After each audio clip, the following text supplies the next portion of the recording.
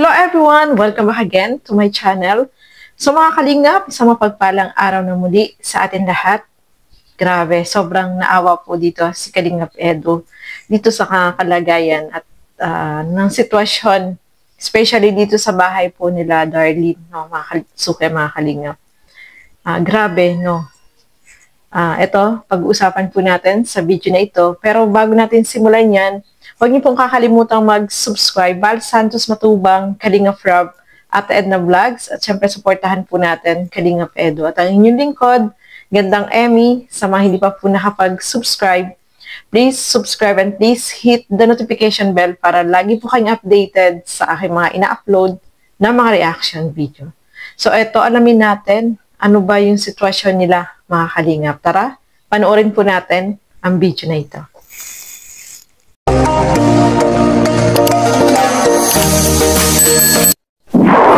Grabe mga kalingap, ito isa sa mga tinutulungan dati ni Kalingap Tata na hindi na niya binalikan.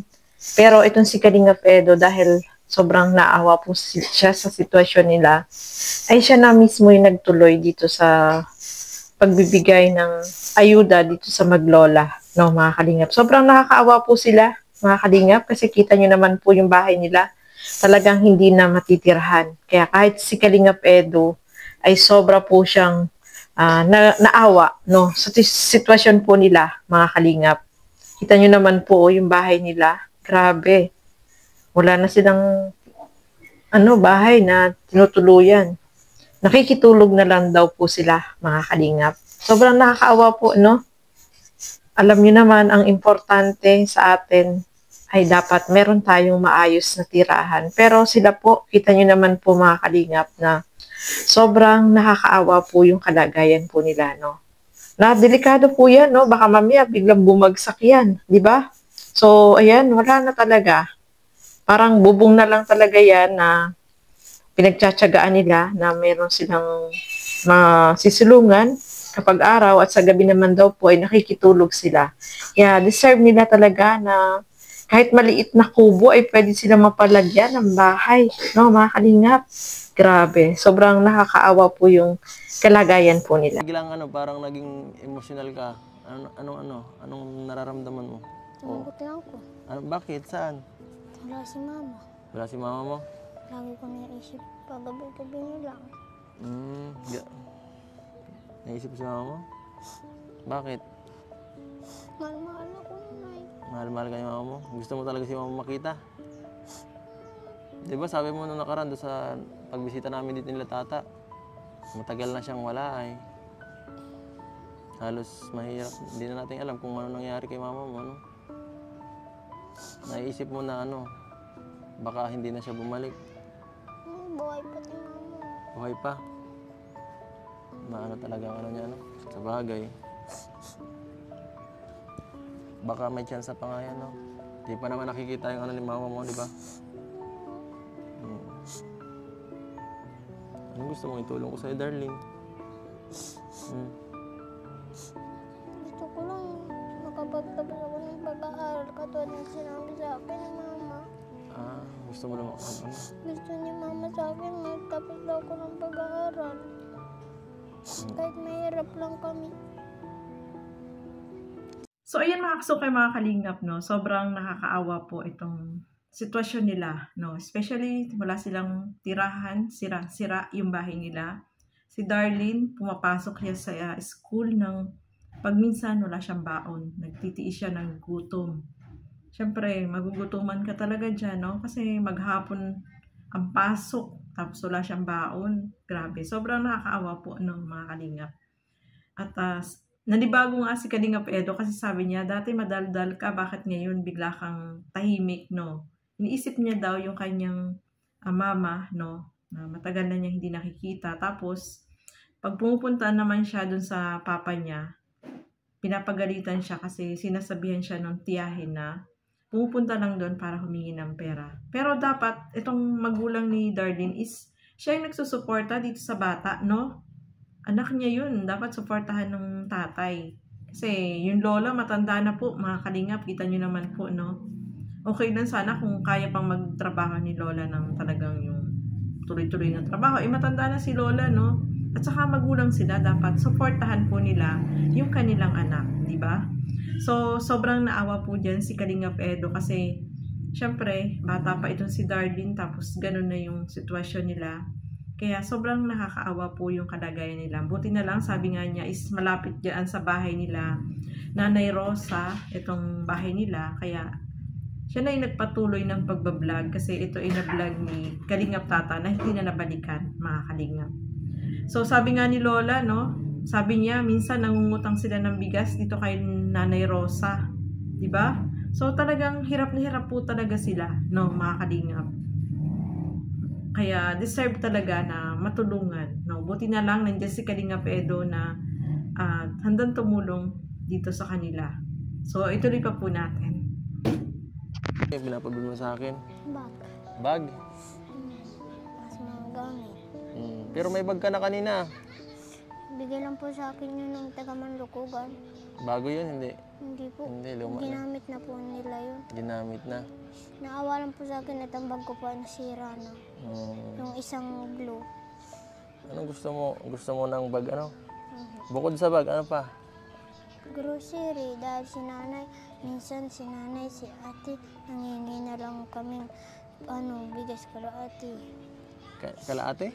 Tapos minsan di na ako nagkakain na pag naghanap akong ulam kaninang madaling araw bago ko umalis papunta eskwelahan, ulam ko lang asin. Siya? Tapos? Langis. Asin at langis? Kaya pala namamayad ka ng todo. Nagtitipid lang po kami. Eh di... Pang snack nga sa school, di ako nakakakain. Naiingit ka sa mga bata sa ano mo? Ano sinasabi yan? Sinasabi mo na lang sa sarili mo kapag ganun? Tinitin ko lang, sabi ko pa sa sarili ko, okay lang kahit trabaho, basta makapagtapos lang ako ng pag-aaral. Ang galing naman itong batang to. Grabe, no? Nakakabilib itong bata na ito. Kahit bata pa lang siya, ay gusto niya talagang mag-aral, no? Mga Kalingap. Kahit walang baon, kahit walang ulam, titiis na lang na kumain ng kanin, ang ulam ay asin, saka mantika, no? Grabe. Sobrang hirap po, no? Kita nyo naman po, sobrang payat ni Darlene, mga Kalingap. Kasi wala nang sustansya yung kinakain nila, no? Dapat magtanim-tanim dyan sa lugar nila. Dyan sa may dyan sa lugar nila ng mga gulay, no? Para pipitasin na lang. So, ayan. Sobrang nakakaawa po, no? Kahit na hirap na, ay talagang gusto niya talaga na makapagtapos ng pag-aaral, mga Kalingap. Hindi ganyan ang karaniwang isip ng bata na iisipin na Karin naman yung iba, magtireklamo pa. Dahil lang gusto Yung iba, ma-stop na lang sa ganyan dahil mahirap. Pero ikaw, desidido ka talaga makapagtapos, no? Si mama po kasi sinabi sa akin, gusto niya ipatuloy ko yung katulad niya, di siya nakapagtapos. Sabi niya, gusto niya ako makapagtapos dahil bago ako nakapagtrabaho, tutulungan ko sila nanay. Gusto mo talagang maging successful. Sobrang nakakabilib po itong si Darlene, no, mga Kalingap. Kahit si Kalingap Edo ay napabilib po sa kanya. Kasi bata pa lang siya, nasa isip na niya, yung tumatak sa isip niya, yung sinabi ng kanyang mama na kahit na mahirap, ay makapagtapos siya ng pag-aaral, no? Kasi kapag may naaral ka, nakapagtapos ka ng pag-aaral, maaari kang umasenso sa buhay, no, mga Kalingap. Okay lang, nasa simula ay mahirap. Siyempre, yung pagtsatsaga mo, at syempre samahan ng prayer at sipagan, ay merong pagbabago sa buhay mo pagdating ng araw. So, nakatanim sa isip ni Darlene na gusto niya talaga makapagtapos ng pag-aaral, kahit na mahirap lang sila, ay maipagpatuloy niya yung pag-aaral niya. So, grabe, no? Batang ito ay yun ang nasa isipan niya na talagang desidido siya na makapagtapos ng pag-aaral. Kaya sobrang nakakabilib po, no, mga Kalingap. Sa ganong edad, yun na yung nasa isip niya na tumatak yung sinabi sa kanya ng mama niya, no, mga Kalingap. So, grabe, no. So, ang hiling po nila, no, gusto nila na mapatayuan ng bahay, magkaroon sila ng bahay. Kaya sabi nga ni Kalingap Edo, ang kaya niya lang ibigay yung sa financial, bigas-bigas, no? Kasi sabi niya, masyado daw mabigat magpabahay. Malay natin, no, mga Kalingap, merong mga mabubuting puso na tumulong para matulungan sila na magkaroon ng bahay, no? Kahit simple lang na maliit na bahay para meron silang matuluyan. Kasi deserve naman po talaga nila na magkaroon ng kahit maliit na bahay, no? Mga Kalingap. So, ayan. Sana ay merong mabubuting puso na tumulong dito sa kanila na kahit papaano ay mapagawan sila kahit maliit na bahay lang. So, ayan mga kasukay, mga Kalingap. Maraming salamat po sa inyong panonood at lagi po natin supportahan lahat ng mga Kalingap partners and Kalingap reactors. So, hanggang dito na lamang po muna. Keep safe everyone. Thank you for watching. Mabuhay po tayong lahat. Bye-bye!